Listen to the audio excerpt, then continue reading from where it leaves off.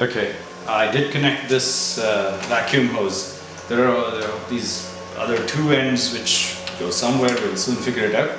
In fact, the Bentley doesn't say anything about this central one, but it's obvious where it goes.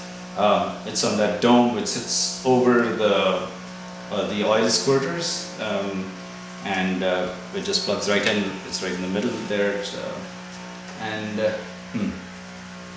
okay, so we'll have to worry about this potentially broken one. I'm going to put this bolt back, which I shouldn't forget before I put things on.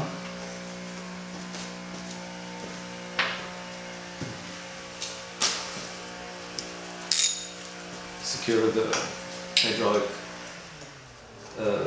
hose here. Not good for our these hoses to go wandering about.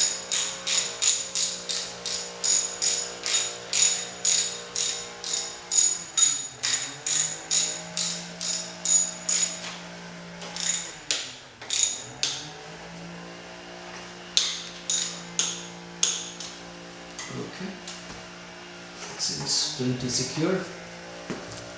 And now, so there is one connector to the water pump, which I've called an air pump for some reason.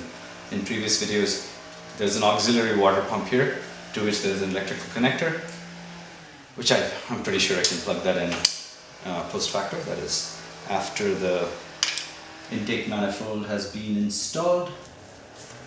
There is one bolt hole here. I'm not sure. We'll have to see. Doesn't look like anything went there. But